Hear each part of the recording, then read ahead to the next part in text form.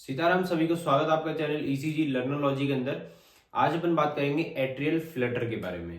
देखिए, इससे पहले अपना कंप्लीट हो चुका है एट्रियल फिब्रिलेशन। आज एक नई डिजीज के साथ शुरू करते हैं, एट्रियल फ्लटर। ठीक है, तो एट्रियल फ्लटर होता क्या है, क्या इसके कारण है, कैसे इसको ईसीजी में डायग्नोज करेंगे, क्या क्या इसके सिम्टम्स आएंगे, क्या डायग्नोसिस होगा और क्या ट्रीटमेंट होगा। साथ के साथ इसके क्या टाइप्स होते हैं, कितने प्रकार के ये होते हैं, एट्रियल फ्लटर कितने प्रकार का होता है, तो वो सब डिटेल में आज अपन इस लेक्चर में कंप्लीट पढ़ेंगे। तो आपको ध्यान से पूरे लेक्चर को देखना है। अगर कोई डाउट आता है कमेंट सेक्शन में आप पूछ सकते हैं। तो स्टार्ट करते हैं एट्रियल फ्लटर से। तो एट्रियल फ्लटर होता क्या है, देखिए, ये एक टाइप का सुप्रावेंट्रिकुलर टेकिकार्डिया है। अब सुप्रावेंट्रिकुलर टेकिकार्डिया का मतलब क्या होता है, ऐसे टेकिकार्डियाज जो एट्रिया के अंदर हो रहे हो, कहने का मतलब जो वेंट्रिकल से ऊपर जो भी है उनके अंदर अगर कोई भी टेकिकार्डियाज होते हैं, जैसे एट्रियल फ्लटर, एट्रियल टेकिकार्डिया, ठीक है, उसके अलावा एट्रियल फिब्रिलेशन, ठीक है, साइनस टेकिकार्डिया, ये सब क्या है, अपने सुप्रावेंट्रिकुलर टेकिकार्डिया। देखिए कैसे,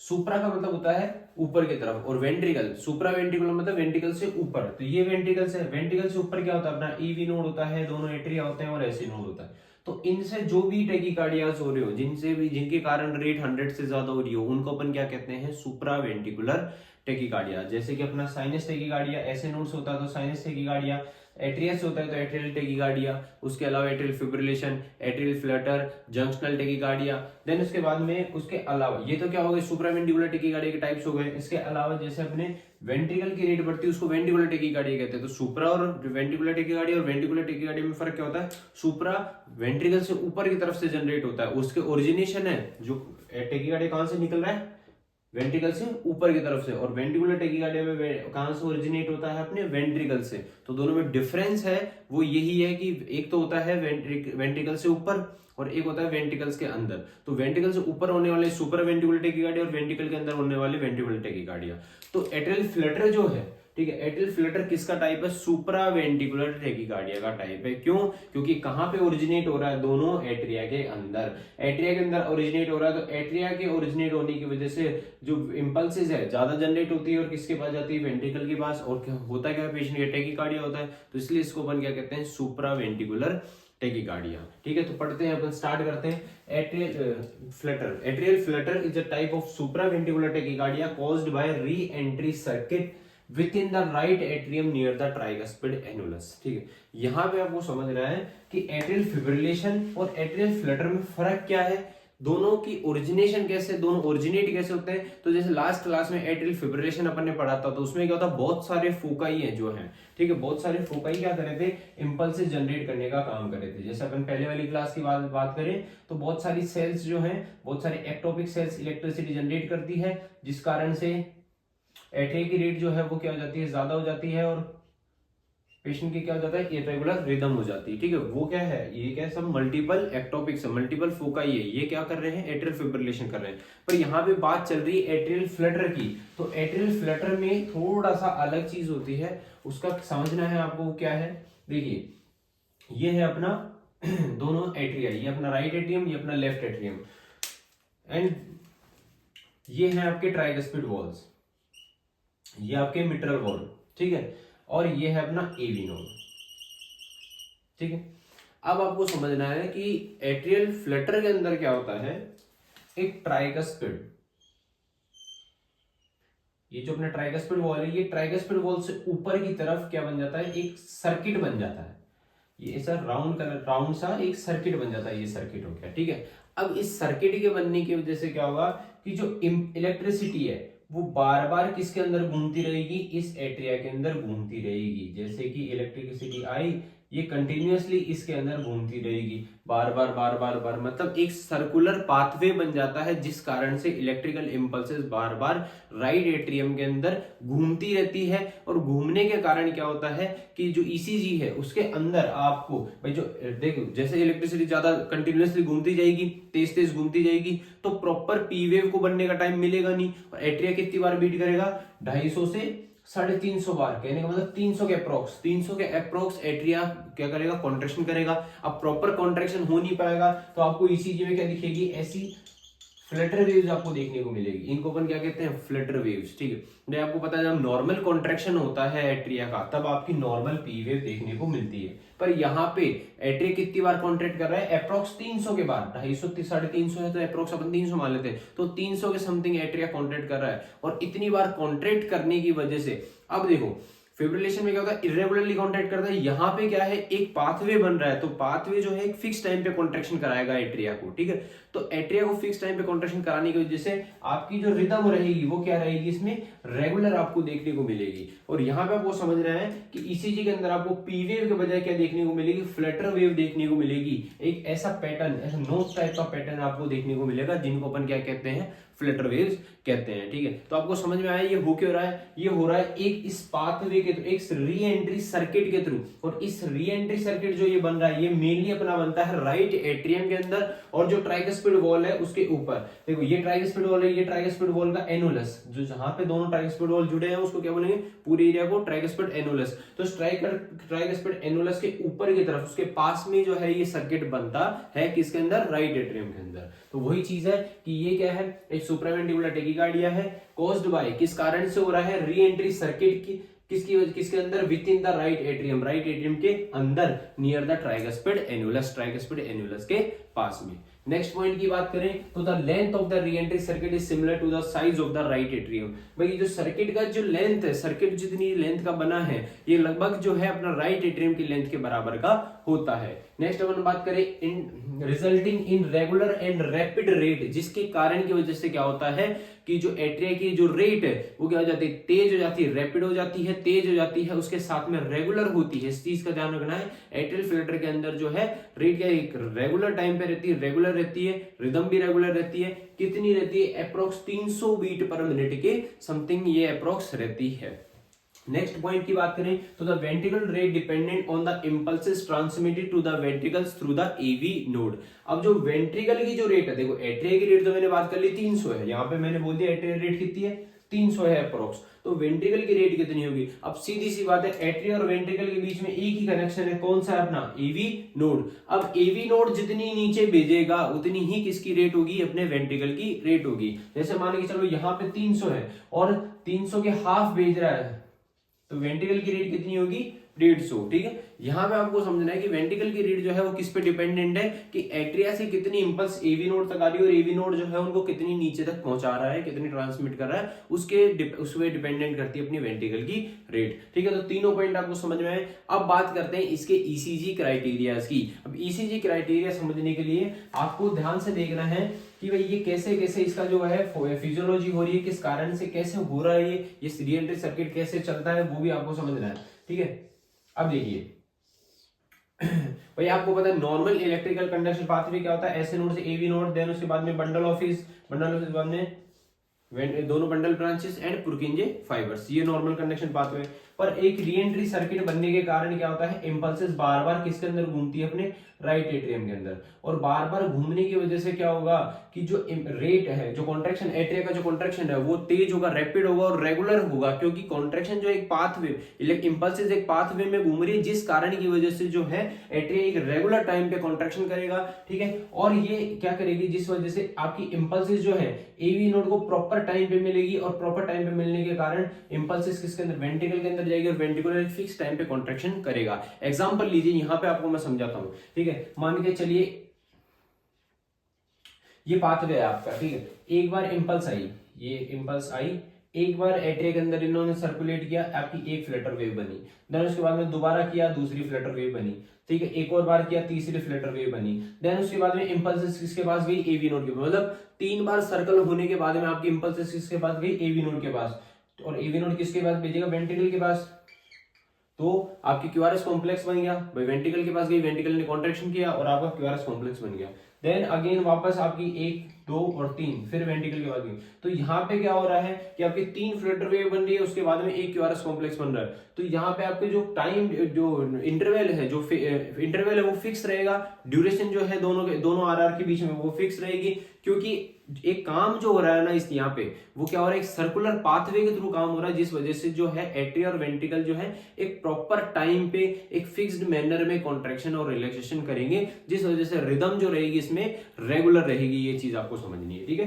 रिदम क्या रहेगी, रेगुलर रहेगी, क्योंकि ये पाथवे जो है एक फिक्स टाइम पे काम करेगा, इंपल्सेस प्रॉपर फिक्स टाइम पे इसमें इंपल्स घूमेगी, और घूमने की वजह से एवी नोड को मिलेगी, एवी नोड को जैसे मिलेगी वो वेंट्रिकल्स तक जाएगी, और वेंट्रिकल का कॉन्ट्रैक्शन एक फिक्स टाइम पे होगा, ठीक है। तो यहाँ पे जो है दोनों में एट्रियल फिब्रिलेशन और फ्लटर में फर्क क्या है, एट्रियल फिब्रिलेशन के अंदर रिदम क्या रहती है, इरेगुलर रहती है, पर यहाँ पे फ्लटर के अंदर क्या रहती है, रेगुलर रहती है। तो सबसे पहली बात करते हैं अपन, रिदम जो है इसमें कैसी है, बिल्कुल रेगुलर रहेगी, इसकी कोई दिक्कत नहीं, ये आपको समझ में आ गई।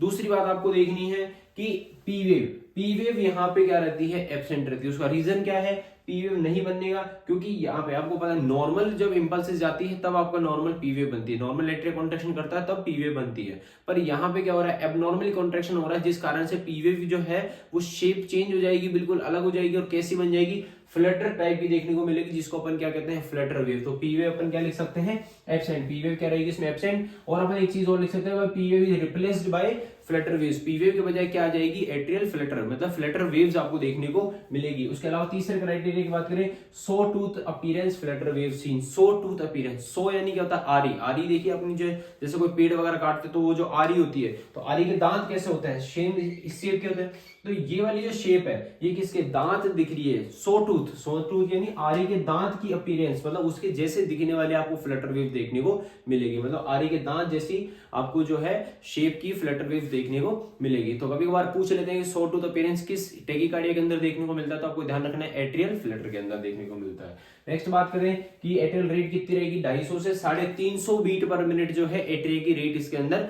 रहेगी। नेक्स्ट बात करते हैं रिदम की, तो रिदम कैसे रहेगी, रेगुलर रहेगी। वेंट्रिकुलर रेट जो है वो सेम चीज मैंने बोली, भाई वेंट्रिकल की रेट किस पे डिपेंडेंट है, dependent on the numbers of atrial impulses conducted to the AV node.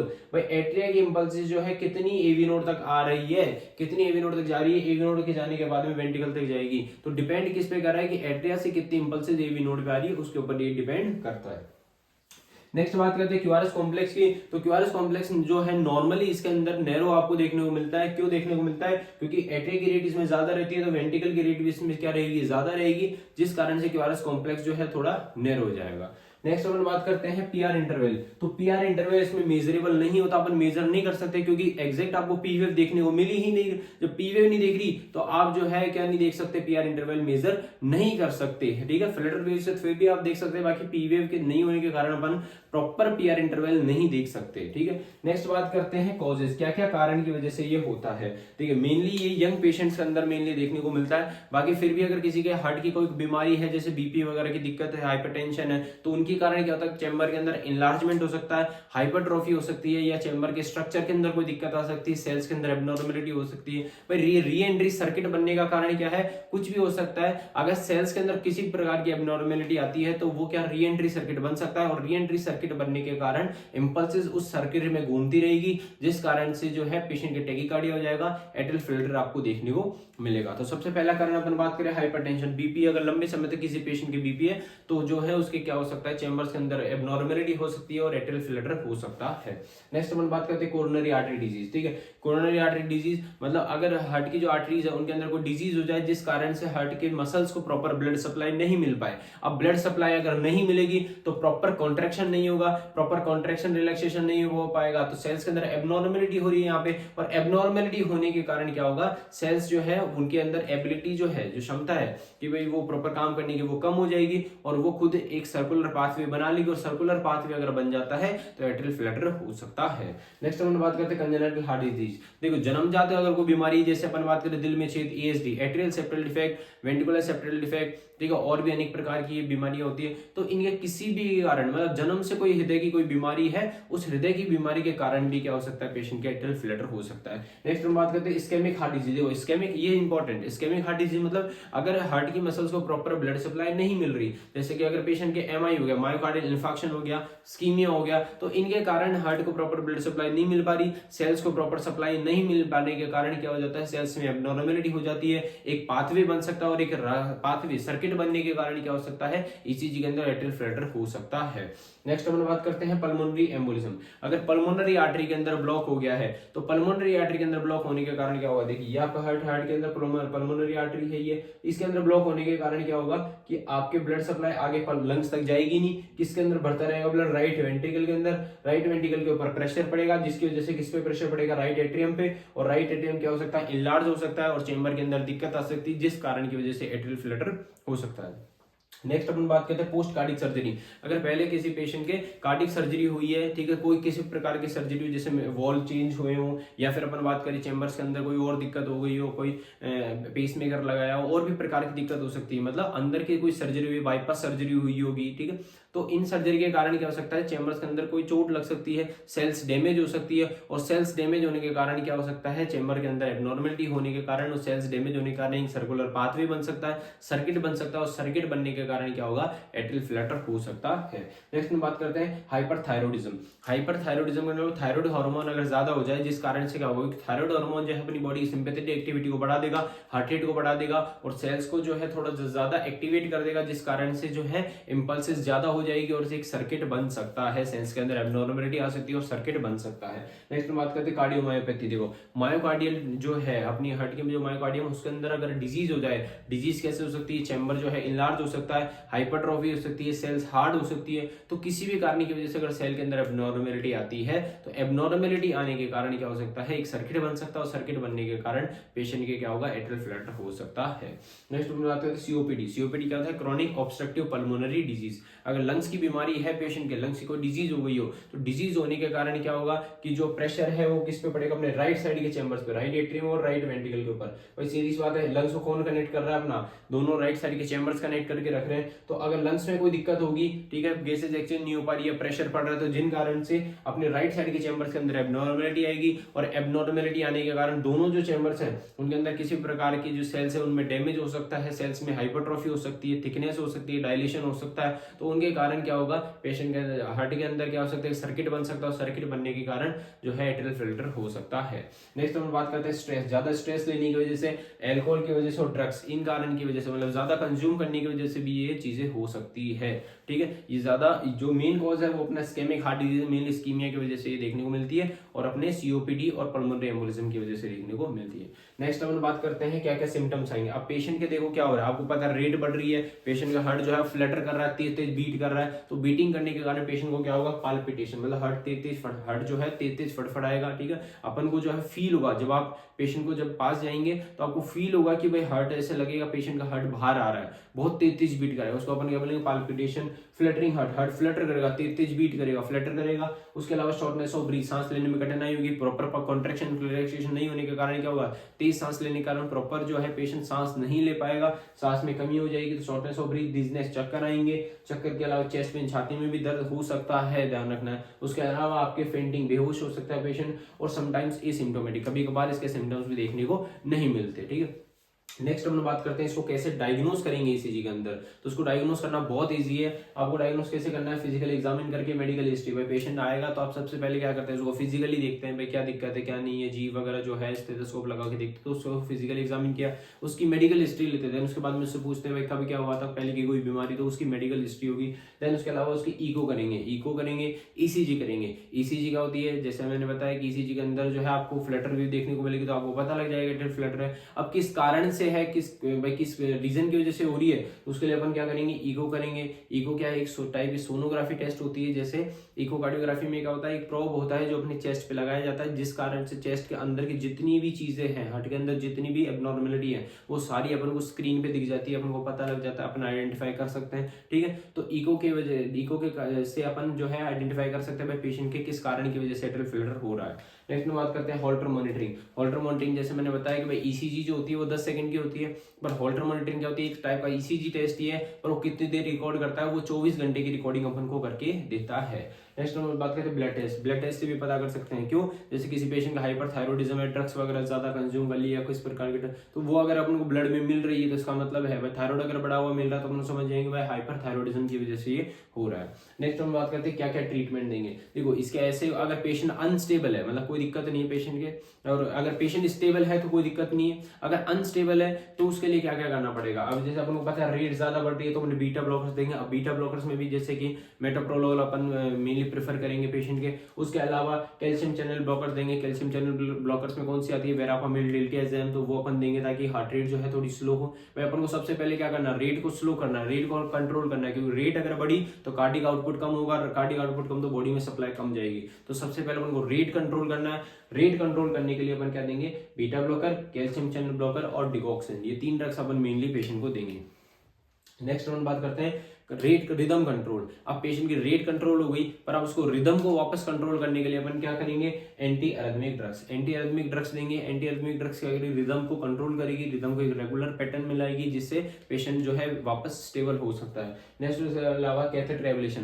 Catheter ablation करेंगे, जिससे ये एक प्रोसीजर होता है जिसके अंदर क्या होता है कि आपकी जो इलेक्ट्रिकल एक्टिविटी जो भी चल रही है उसको वहीं के वहीं स्टॉप करने का काम होता है। जो सेल्स जो इलेक्ट्रिसिटी बना रही है उनको वहीं स्टॉप करने का काम होता है, उनको बंद करने का काम होता है। ठीक है, तो कैथेटर एब्लेशन करेंगे। उसके अलावा इलेक्ट्रिक कार्डियोवर्जन। ठीक है, डीसी शॉक आपने सुना होगा, जो डीसी शॉक देते हैं, इलेक्ट्रिक शॉक देते हैं, जिससे क्या होता है इंपल्सेस वहीं की वहीं दब जाती है, तो डीसी शॉक अपन देंगे। उसके अलावा रिस्टोर नॉर्मल साइनस रिदम। भाई जो साइनस रिदम है, अपनी जो नॉर्मल साइनस रिदम उसको वापस रिस्टोर करना है अपन को, जिस वजह से पेशेंट के लिए अपन ये चीजें करेंगे।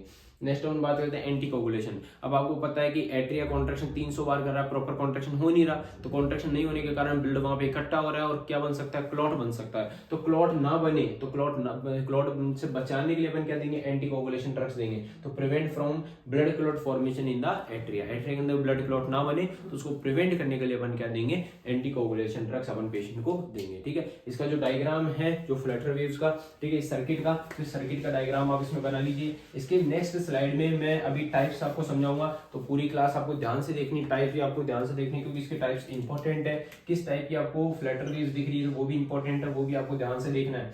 ठीक है, इस टॉपिक में जो है आपको जैसे सारा कंप्लीट लेक्चर मैंने बता दिया, सिर्फ टाइप्स आपके रहने हैं, तो टाइप्स अभी मैं आपको समझाता हूँ। आप ये डायग्राम बना लीजिए, जिससे आपको इजी रहेगा, रिमेंबर रहेगा कि भाई कैसे एक सर्कुलर लूप बनता है, सर्कुलर पाथवे बनता है किसके अंदर, अपने राइट एट्रियम के अंदर। ठीक है, तो ये पाथवे आप बना लीजिए, जिससे आपको ध्यान रहेगा भाई क्या पाथवे बन रहा है क्या नहीं बन रहा है।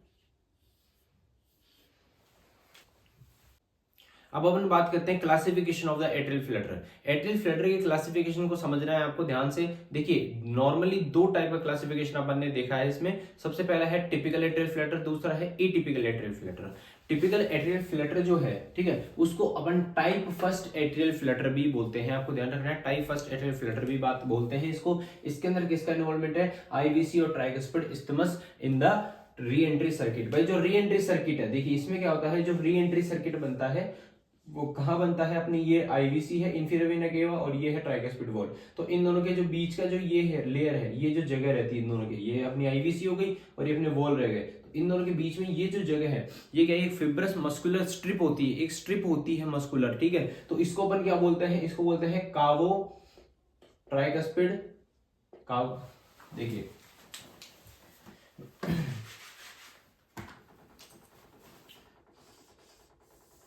ये आपकी आईवीसी है, ठीक है, यहाँ पे आपकी आईवीसी ओपन हो रही है और यहाँ पे आपके ट्राइकस्पिड वॉल्स है। तो इन दोनों के बीच में जो जगह है, जैसे ये जो जगह बच रही है, इस जगह ये जो है ये क्या है, मस्कुलर स्ट्रिप होती है। क्या होती है, मस्कुलर स्ट्रिप। ठीक, इस मस्कुलर जो स्ट्रिप है इसको अपन बोलते हैं कावो ट्राइकस्पिड इस्थमस। क्या बोलते हैं, कावो ट्राइकस्पिड इस्थमस। तो यहां पे आपका सर्किट मेनली ये बनता है। भाई कहां पे अपना बन रहा है, अपने पल्मोनरी सॉरी अपने इंफीरियर वेना केवा और अपने ट्राइकस्पिड वॉल। तो यहाँ पे इनके बीच में जो क्या है, अपनी मस्कुलर स्ट्रिप है, जिसको अपन क्या बोलते हैं, कावो ट्राइकस्पिड इस्थमस। तो यहाँ पे आपका रीएंट्री सर्किट बनता है मेनली किसके अंदर, टिपिकल के अंदर। और it is classified into 2 types. ये 2 टाइप्स के अंदर इसको क्लासिफाइड किया है। किसको, टिपिकल को 2 अंत के अंदर क्लासिफाई किया है, किसके बेसिस पे, direction of the electric circuit, मतलब जो री एंट्री सर्किट बन रहा है उसकी डायरेक्शन के बेसिस। अब देखिए नॉर्मली आपको समझना है कि अगर अपना राइट एट्रियम के अंदर कौन सी जगह है, कावो ट्राइकस्पिड इस्थमस। देखिए ये अपना राइट एट्रियम है, ये लेफ्ट एट्रियम है। राइट एट्रियम के अंदर ये जो जगह है इसको बोलते हैं कावो ट्राइकस्पिड इस्थमस। अगर इस कावो ट्राइकस्पिड इस्थमस के पास में अगर री एंट्री सर्किट बनेगा, ठीक है, तो उसको अपन बोलेंगे टिपिकल एट्रियल फ्लटर। क्या बोलेंगे, टिपिकल एट्रियल फ्लटर। और अगर इसके अलावा कहीं पे भी बनेगा तो उसको बोलते हैं एटिपिकल एट्रियल फ्लटर। यहाँ पे आपको समझ में आए, मतलब अगर आपका जो फ्लटर जो बन रहा है, यहाँ पे जो सर्किट बन रहा है, अगर वो सर्किट कहाँ बन रहा है, अपना कावो ट्राइकस्पिड इस्थमस के पास बना। अब ये कहाँ है, अपना किसके पास में, आईवीसी और ट्राइकस्पिड वॉल। देखिए जैसे मान लीजिए चलिए ये आपके आईवीसी है, ठीक है, ये आपके आईवीसी है और ये आपके वॉल है। तो इन दोनों के ये जो बीच की जो जगह है, ठीक है, ये जो बीच का जो स्पेस है, इसको क्या बोला गया है, कावो ट्राइकस्पिड इस्थमस। ठीक है, इसके पास में अगर बनेगा, कावो ट्राइकस्पिड इस्थमस के अगर पास में ये बनेगा तो उसको अपन क्या बोलेंगे, टिपिकल एट्रियल फ्लटर। पर इसके अलावा कहीं पे भी अदर जगह पे बन रहा है, या लेफ्ट एट्रियम के अंदर बन रहा है, इससे दूर बन रहा है कहीं पे भी, तो उसको अपन क्या बोलेंगे, एटिपिकल एट्रियल फ्लटर। तो दोनों में डिफरेंस पता लगा। अब आपको पता है कि री एंट्री सर्किट बन रहा है, कहां बन रहा है, टिपिकल के इसके अंदर, ये आपके कावो ट्राइकस्पिड इस्थमस है, उसके पास में री एंट्री सर्किट बन रहा है। ये आपका कावो ट्राइकस्पिड इस्थमस है और उसके पास में आपका री एंट्री सर्किट बन रहा है। पर अब ये भी दो टाइप का बन सकता है। कैसे, एक तो बने आपका क्लॉकवाइज, ठीक है, और एक बने एंटी क्लॉकवाइज। तो दोनों में डिफरेंस है, आपको ध्यान से देखना है कि दोनों में क्या क्या डिफरेंस है। दोनों में ईसीजी जो है बिल्कुल अलग बनेगी, इसलिए दोनों को मैं अलग अलग आपको समझा रहा हूँ। ठीक है, दोनों के अंदर ईसीजी किस प्रकार की बनेगी वो भी आपको देखना है। तो पहली बात करते हुए इसको दो टाइप्स के अंदर डिवाइड किया है, किसके बेसिस पे, direction of the reentry circuit. जो री एंट्री सर्किट है उसकी डायरेक्शन के बेसिस पे इसको दो भागों में बांटा है। पहला डायरेक्शन तो क्या है, देखिए दो सर्किट बना दिए मैंने। अब ये जो सर्किट है इसमें आपकी जो डायरेक्शन है ये है एंटी क्लॉकवाइज। क्या है आपकी, एंटी क्लॉकवाइज। क्या है, एंटी क्लॉकवाइज। और इसमें है आपकी क्लॉकवाइज। भाई जो घड़ी है तो घड़ी ऐसे चलती है, तो ये तो क्या होगी, क्लॉकवाइज, और ये जस्ट उल्टी चल रही है तो ये एंटी क्लॉकवाइज। तो सबसे जो मेन है वो आपका एंटी क्लॉकवाइज, ये anti clockwise re entry. Anti clockwise re entry में क्या होता है कि ये सबसे मोस्ट कॉमन ईसीजी पैटर्न है। लगभग 90% के एट्रियल फ्लटर जो है उनमें कौन सा पैटर्न देखने को मिलता है आपको, anti clockwise re entry circuit pattern आपको देखने को मिलता है, सबसे कॉमन है। और इसके अंदर इसको पहचानने का तरीका सबसे ईजी है। क्या तरीका है कि आपको जो लीड सेकंड है वो आपको क्या दिखेगी, इन्वर्टेड। देखिए यहाँ पे आपको फ्लटर वेव दो टाइप की दिखती है। एक तो ये यहाँ पे क्या है, ऊपर की तरफ जो नोच है वो ऊपर की तरफ है, ये आपकी जो नोच है ये ऊपर की तरफ है, तो ये क्या हो गई, पॉजिटिव ऊपर की तरफ हो गई। और अब मैं बोलूं ये,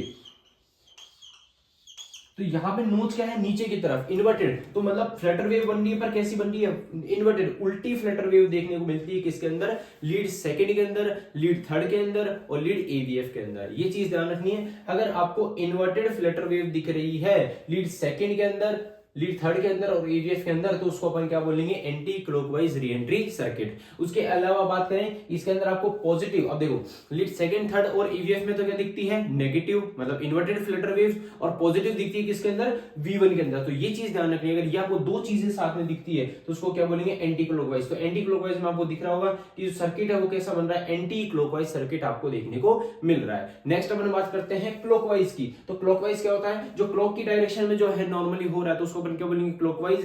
तो क्लॉकवाइज जो है it is also known as reverse typical. इसको रिवर्स टिपिकल भी कहते हैं। तो टिपिकल का जस्ट थोड़ा सा रिवर्स कर दो, उल्टा कर दो, तो टिपिकल, रिवर्स टिपिकल भी इसको कहते हैं।